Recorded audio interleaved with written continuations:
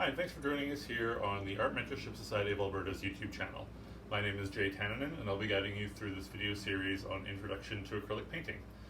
Today we're going to start by focusing on mixing primary colors. Okay, let's get into mixing these colors. So what you're going to need are your paints. In this case, we are mixing primary colors. So we're going to need blue, red, and yellow. Depending on the types of paints and the particular shades of these blues and reds and yellows, results may vary, but essentially the mixing of the primary colors is basically the same with just slight variations based on the tones of the paint.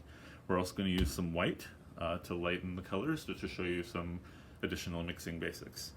You're also going to need a brush. In this case, I'm just using a medium-sized brush that I can just easily mix small amounts of paint with. You're going to want to submerge that in a cup of clean water, and then to just to have some paper towel on hand to mix them with. So first thing I'm going to do is I'm going to get out my white and put that aside. So we're not going to use too much because we're just mixing the colors at this point. We're not going to create a whole big painting, in which case you might need more paint. And then some yellow. Yellow's kind of running low in this too, but it'll be enough for these instructions. All right, that is a lemon yellow. And then I'm going to put down some crimson red next in our series.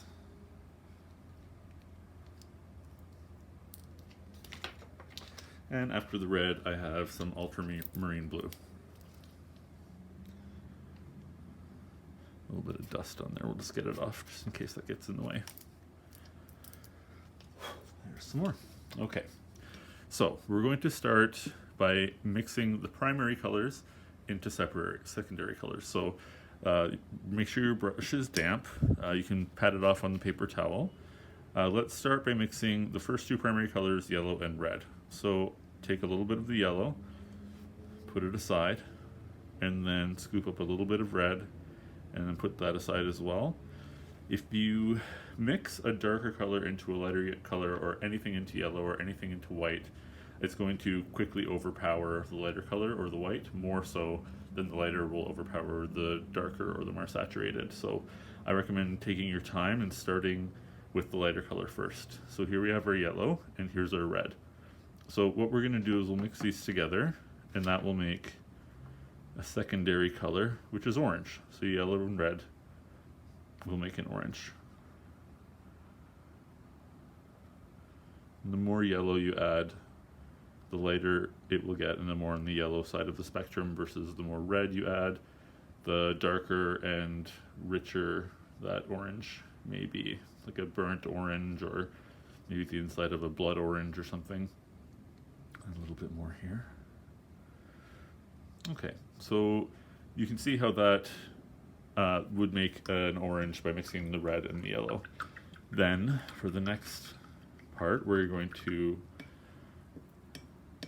rinse our brush, make sure it's really clean. We don't want any of the leftover paint on the brush when we're mixing the next set of colors, or those colors will end up in the paint. So the next thing I would like to show you is mixing yellow and green, or blue, and to make green, excuse me. So yellow and blue will make green, which is our secondary color that I wanted to show you. And it's the same thing as mixing the yellow and orange. Depending on how much blue you add to the green, the bluer, more saturated the green will be. If you add more yellow, it'll be a lighter, kind of leafy green. So we have that. And then I'm going to rinse my brush really, really well again. Make sure you scrub it on the bottom. Don't leave your brushes in the water for too long. It can ruin the brushes over time. It's a good idea when you're finished to clean them out in the sink, squeeze the water out, and then dry them and just put them away. Kind of like these guys, just put them away and then set them in a cup, brush side up. These ones have been in some water for years and years, so they're not a great example, but generally that's how you take care of brushes. All right, so we've done orange, which is red and yellow. We've done green, which is yellow and blue. The next we're going to take some blue, and then I'm going to take some red rather. And when you mix these two together, it makes different shades of purple depending on the combination. So these two are pretty darker and saturated red, so it's making a really darkish purple, which you hopefully can see in this lighting.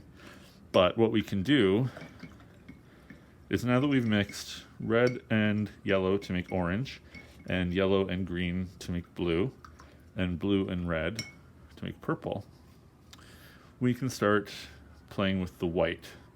So as you might have guessed, white will lighten the color. So as you can see already, it's bringing it up to more of like a lavender shade with just a little bit of white, mixing it in with half of the purple that I've mixed here. I'm going to turn the brush around and get the other white from the other side. And here we have here a pretty nice light lavender. You can always play around with the colors. Try using different shades of reds and blues and yellows and seeing what effects you can come up with in particular shades. These are the shades that we'll come up with if we use ultramarine blue, crimson red, and lemon yellow. So I'm going to really well rinse my brush again. And then I'm going to dry it off. And then I'm going to take some of the white again, and we're going to mix it into the green, and you can see it already becoming a lighter, almost maybe sage green. If it was sage green, I might want to add just a touch of that darker color to balance out, because this green is pretty bright in that it's just made out of the primary colors, but if you were to dilute it a little bit with its complementary color, which is orange, that would make it less bright and more muted. So we can make a light green there, which is great.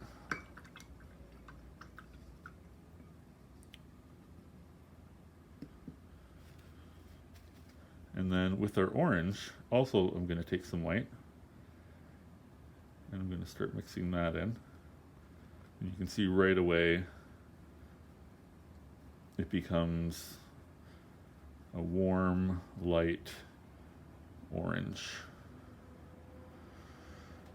Again, depending on the colors that you're using or how much you feel like being more experimental, you can feel free to add in different colors and play with the values of the colors that you're making depending on what ingredients you put into it.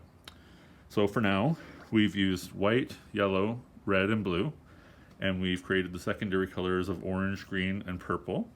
And then I've shown you that when you add white to it, it can lighten it up. To make the colors darker, I would not recommend adding black.